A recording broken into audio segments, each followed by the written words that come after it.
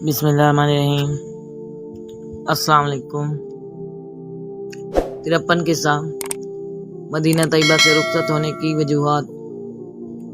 سیدنا امام علی مقام علیہ السلام نے اہل بیت اطہار و اصحاب رفقہ اہل مدینہ سے یزید کی ساری بات بیان فرما کر ان سے اور اپنے بھائی حضرت محمد بن حنفیہ سے مشورے طلب کیے۔ سب نے آپ کا خیال دریافت کیا تو آپ نے وہی جواب دیا جو آپ نے والی مدینہ کو دیا تھا، میں خاندان نبوت کا چشم و چراغ ہرگز ایسے فاسق و فاجر کے ہاتھ پر بیعت نہیں کروں گا اور اس کی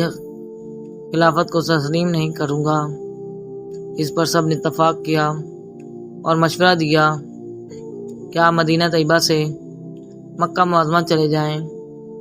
حضرت سیدنا امام حسین علیہ السلام کا بھی یہی ارادہ ہوا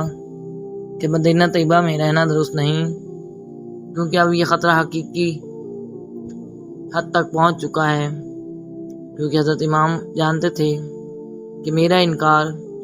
بیعت یزید کی اشتعال کا باعث بنے گا اور وہ میری جان کا دشمن اور خون کا پیاسا ہو جائے گا، جس کا یہ نتیجہ یہ بھی نکلے گا مدینہ رسول کہیں میری وجہ سے رنگین نہ ہو، اور یہ توہین برداشت سے باہر ہے۔ حضرت امام حسین علیہ السلام کی دیانت و امانت تقویٰ نے اجازت نہ دی کہ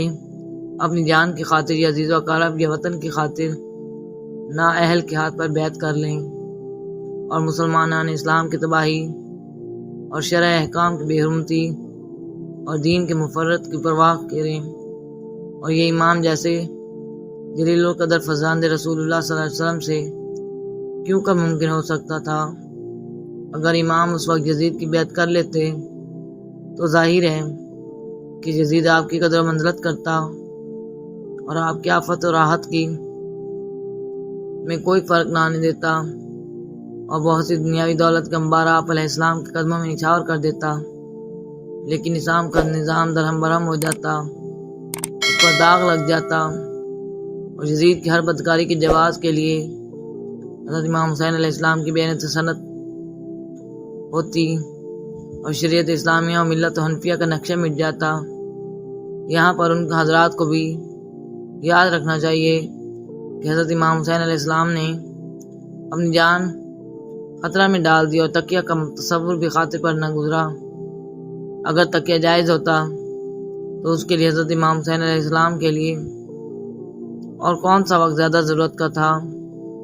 حضرت امام حسین علیہ السلام ابن عمر ابن زبیر علیہ السلام رحمۃ اللہ سے بیعت کی درخواست اس لیے سب سے پہلے کی گئی